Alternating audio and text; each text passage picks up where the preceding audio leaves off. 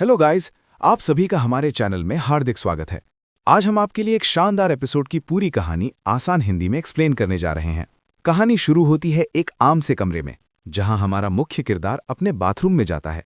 लेकिन जैसा ही वो शीशे में दिखता है, उसके होश उड़ जाते हैं। शीशे में वो पुराना लड़का नहीं, बल्कि एक बिल्कुल नया चेहरा है।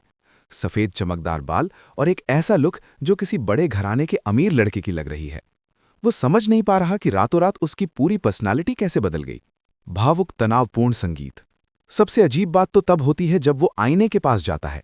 मिरर के बाहर वो एकदम स्टाइलिश सूट पहन खड़ा है, लेकिन रिफ्लेक्शन में इस्तेमाल अब भी अपना पुराना डरता हुआ चेहरा नजर आ रहा है। ये कोई मामूली बदलाव नहीं है। उसका ऐसा महसूस हो रहा है जैसे उसके अंदर दो अलग लोग रह रहे हों, एक जो बहुत घबराया हुआ है और दूसरा जो बेहद शांत और खतरनाक है। तभी हवा में एक नीली होलोग्राफिक स्क्रीन चमकती है। ये है द सिस्टम। नाम ग्रैंडफिल क्लाउडी। स्तर 55। वर्ग दानव शिकारी। पृष्ठभूमि एक महान खानदान का वारिस। लेकिन सबसे खतरनाक बात उसके आंकड़े हैं। उसका लक सिर्फ 1 है। मतलब उसकी किस्मत तो खराब है, पर उसकी ताकत और स्पीड अब किसी इंसान से कहीं ज्यादा ऊपर जा चुकी है। शांत शानदार पियानो। अब बदलाव सिर्फ शक्ल में नहीं, बल्कि उसकी आदतों में भी आ चुका है। वो पुराने तरीके से रहना भूल गया है। अब वो पूरे अनुशासन के साथ ब्राउन राइस ग्रीन टी बनाता है।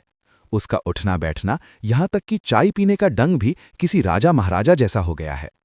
वो एक एक सिप ऐसे लेता है जैसे वो किसी लड़ाई की तैयारी कर रहा हो। उसे अब हर काम परफेक्ट चाहिए। तीव्र उत्तेजना संगीत। क्या हमारा हीरोपन जब वो एक अकेला लड़का था और अपने कमरे में बैठकर कहानियां लिखता था। वो अपनी एक डायरी में ग्रैंडफिल क्लाउडी नाम के एक अच्छे किरदार का स्केच बनाता था, जिसके सफ़ेद बाल हों, जो सूट पहनता हो और जो बहुत ही क्लासी हो। वो सिर्फ एक बचपन था, एक क्रिंग फैंटेसी, पर आज वो फैंटेसी उसकी हकीकत बन चुकी है। महाकाव्य काल्पनिक ऑर्केस्ट्रल।